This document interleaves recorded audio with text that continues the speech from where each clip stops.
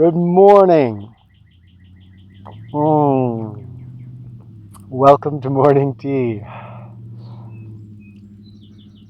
Do you ever consider that there might literally be different worlds inside this world that we're in? What I'm getting at here is it's always been clear to me, I guess, but it's become more and more clear as I venture my way through life that people have immensely different subjective experiences of life. So completely different that effectively many of us live in different worlds. And it's so easy to imagine, right? We all do this with our culture. You live in a certain culture, and unless you've really taken the time to question that culture and explore it, to experience other cultures, it's really easy to think that your culture is just correct. In fact, not only correct, but it's the only way things have ever been done or ever could be done. And we get trapped into that tiny little perspective. And so we look at,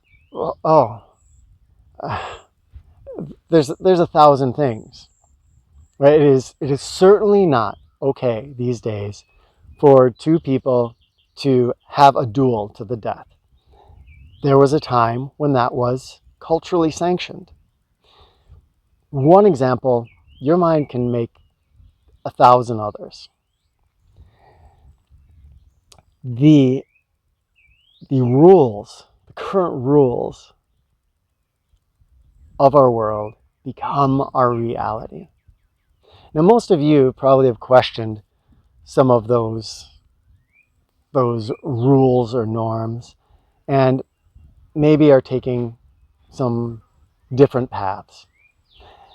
I tend to know a lot of people through these videos that live vastly different lives, from Aaliyah, who lives basically without money, to people who travel the world, to people who feel it's really important to just buckle down and stay in one thing and devote yourself to that completely. All these different ways. But even more so, there's a basic feeling or sensation of life that we have that is built up out of our past experiences, out of our beliefs, out of the teachings that we've had, the different cultures that we've experienced.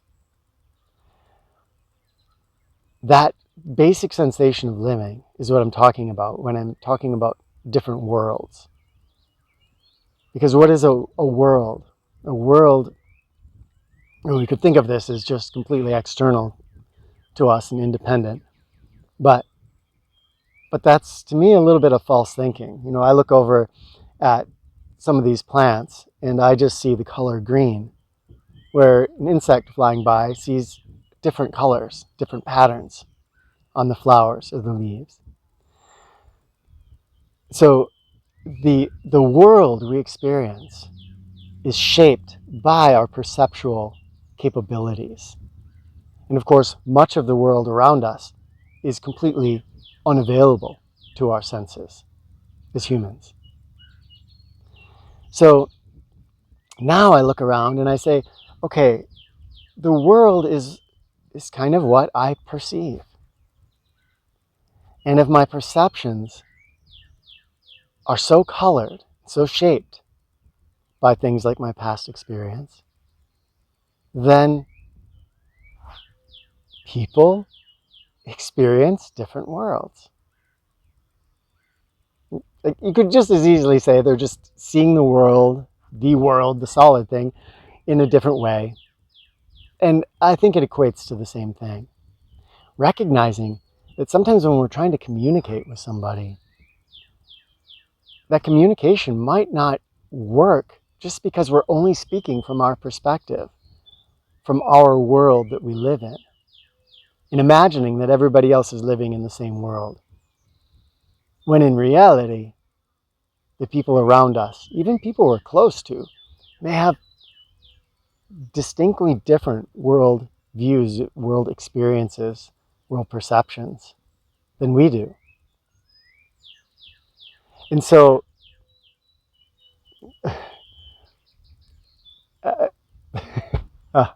well, examples certainly come to mind. We have people out at ReWild U, and they come out and stay in the woods or the yurt. And this area around here has beautiful woods, but it also is fairly agricultural. And so I'm used to very quiet nature sounds.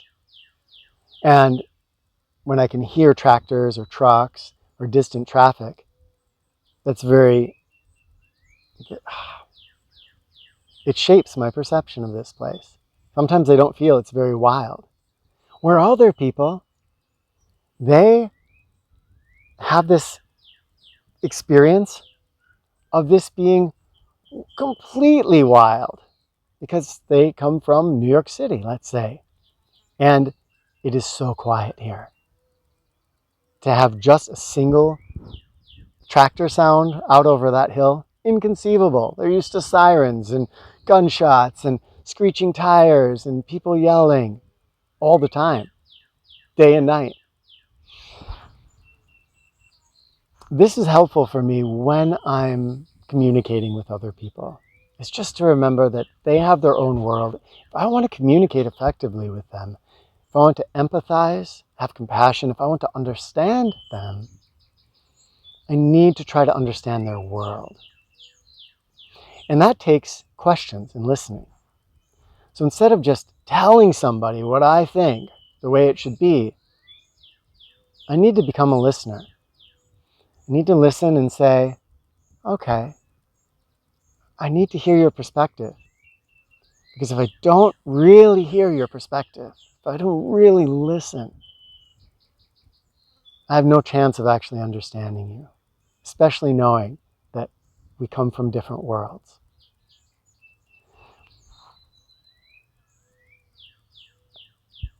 Over and over, I find myself kind of talking about things in these morning teas when I find them to be useful tools, but not necessarily useful worldviews. Because on the flip side of this is thinking of us all as sharing a worldview. And that can sometimes lead us to more connection as well. But again, recognizing the difference in worldviews is a tool that we can bring out. Not think of this as the way the world really is, but thinking of this as a tool I can bring out, especially when I'm trying to understand someone else. I'm trying to forge a connection. I'm trying to listen. It gets me listening differently to someone when I think they're from a different alien planet. I'm really going to listen to them. I really want to hear their perspective. Than if I just think of them as not clearly seeing the world that they should be seeing. In other words, not seeing things from my perspective. Give it a try with me today. This is something I try to do a lot, but I'm going to be trying to do it even more today.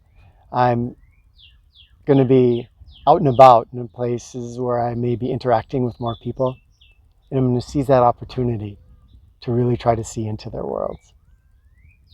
Share with me in the comments if you decide to give it a try. Okay, so much love to you all, my friends. Thank you for joining me for Morning Tea.